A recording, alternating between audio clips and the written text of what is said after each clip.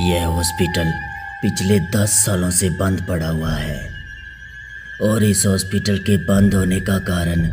लोग यह बताते हैं कि पिछले 10 साल पहले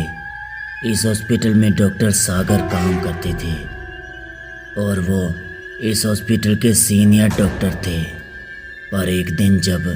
डॉक्टर सागर हॉस्पिटल की छत पर टहल रहे थे तब कुछ लोगों ने डॉक्टर सागर को मारकर पानी की टंकी में डाल दिया था और उनकी मौत के कुछ दिनों के बाद इस हॉस्पिटल में एक हॉरर एक्टिविटी होने लगी और उसके कुछ दिनों के बाद हॉस्पिटल में कई लोगों को छत पर पड़ी लाश मिलती और कभी कभी तो डॉक्टर सागर को कुछ लोगों ने हॉस्पिटल में ही घूमते देखा था और जिसके बाद से ही इस हॉस्पिटल को बंद करना पड़ा था। तब से इस हॉस्पिटल में कोई भी नहीं जाता है कि तभी सूरज और अखिलेश आज ही इस हॉस्पिटल के बगल वाले होटल में रहने के लिए आए थे और वो दोनों पूरा दिन घूमने के बाद जब वो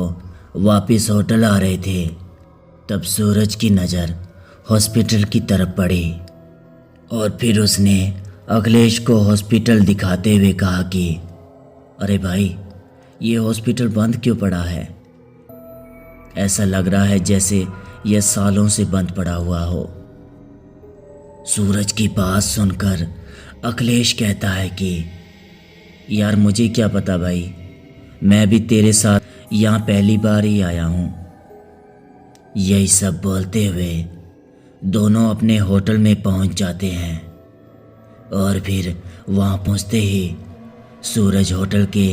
एक आदमी से कहता है कि अरे भाई, वो होटल के बगल वाला हॉस्पिटल है, वो बंद क्यों पड़ा है? सूरज की बात सुनकर वो आदमी कहता है कि अरे साहब जी, वो एक भूतिया हॉस्पिटल है, इस वजह से उसे बंद कर दिया गया है। उस आदमी की बात सुनकर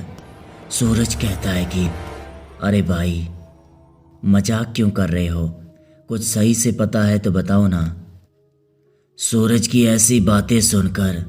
वो आदमी थोड़ा सा दांत पीसते हुए कहता है कि अरे साहब जी, अगर मेरी बातों पर विश्वास नहीं है तो खुद ही जाकर देख लो ना।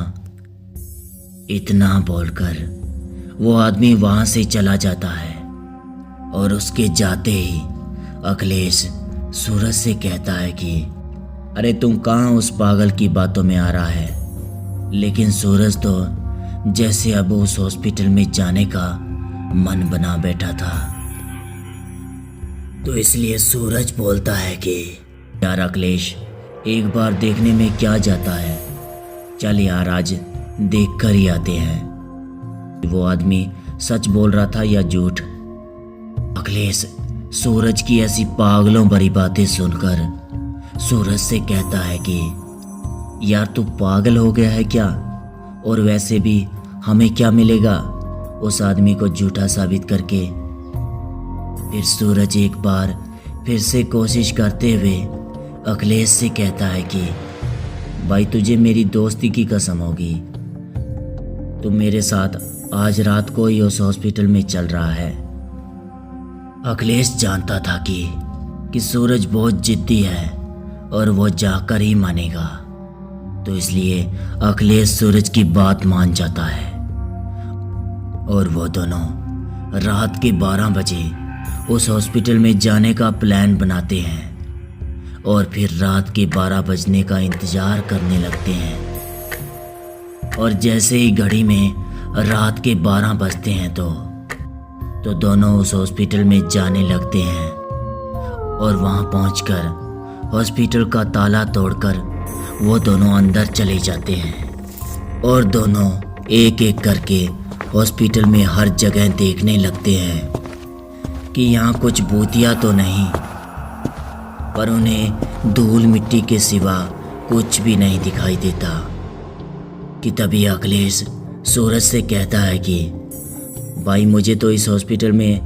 कुछ भी भूतिया जैसा नहीं दिख रहा, पर चल यार, अब होटल चलते हैं, फालतू का टाइम वेस्ट कर रहे हैं। सूरज के पास उसकी बातों का कोई भी जवाब नहीं था, तो इसलिए वो बस यही कहता है कि चल यार, मुझे भी यहाँ ऐसा कुछ भी नहीं लग रहा। इतना बोलने के बाद वो दोनों जैसे ही बाहर जाने लगते हैं कि तभी उसके पीछे से किसी की आवाज़ आती है, कौन हो तुम लोग? उस आवाज़ को सुनकर सूरज और अखिलेश पीछे मुड़ते हैं तो उनके होश उड़ जाते हैं और उनकी रगों में बहता खून जम सा गया था, क्योंकि उन दोनों ने देखा कि उनके सामने एक बड़ा ही भयानक सा आदमी खड़ा था और उस आदमी का सर कटा हुआ था और उसने अपना सर हाथ में पकड़ रखा था। उस आदमी को देखते हुए सूरज डरते डरते बोलता है कि कौन हो तुम? सूरज के इतना बोलते ही वो आदमी पहले तो जो सिर उसने अपने हाथों में पकड़ रखा था तो उसे अपनी गर्दन पर रखा और अपनी डरावनी भरी आवाज में कहने लगा कि मैं डॉक्टर सागर हूँ और मैं तुम्हारे पड़ोस में ही रहता हूँ। इतना बोलकर वह सूरज और अखिलेश का हाथ पकड़ लेता है और उन्हें घसीटते हुए अपने साथ ले जाने लगता है। और फिर उसके बाद वो डॉक्टर सागर उन दोनों को अपने साथ ऑपरेशन थिएटर में ले जाता है। पहले तो वो अखिलेश को एक कुर्सी से बांध देता है और फिर उसके बाद वो सूरज को ऑपरेशन थिएटर में लिटा देता है और कैंची से उसके पैर काटने लगता है और काटते काटते सूरज के दोनों पैर कट चुके थे और सूरज दर्द से तड़प रहा था और चिल्लाई जा रहा था, पर डॉक्टर सागर पर उसका कोई भी असर नहीं हो रहा था कि तभी अखिलेश के हाथ में बंधी रस्सी अपने आप खुल जाती है और अखिलेश जिस कुर्सी से बंधा हुआ था उसको उठाकर डॉक्टर सागर के सिर में मार देता है और वो कुर्सी डॉक्टर सागर के सिर पर लगती है, जिससे डॉक्टर सागर का सिर नीचे गिर जाता है और अखिलेश थोड़ा भी खुश हो पाता है कि तभी उससे पहले ही डॉक्टर सागर का सिर अपने आप चलता हुआ डॉक्टर सागर की गर्दन पर लग जाता है और अब अखिलेश वहीं खड़ा हुआ यह सब देख ही रहा था और वो कर भी क्या सकता था। और सूरज को तो अपने दर्द के आगे कुछ भी नहीं दिखाई दे रहा था और ऊपर से सूरज के पैर भी कट चुके थे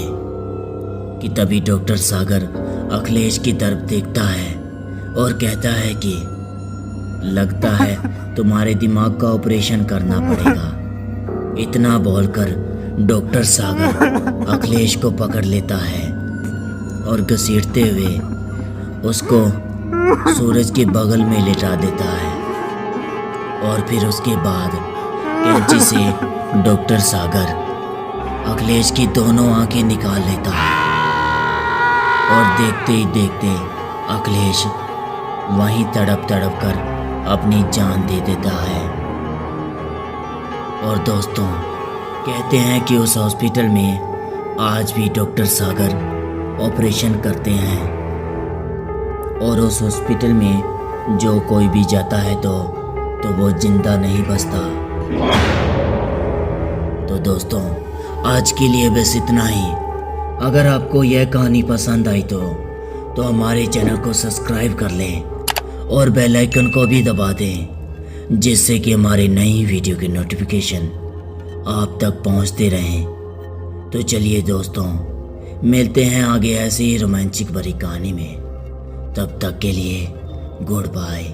एंड टेक केयर।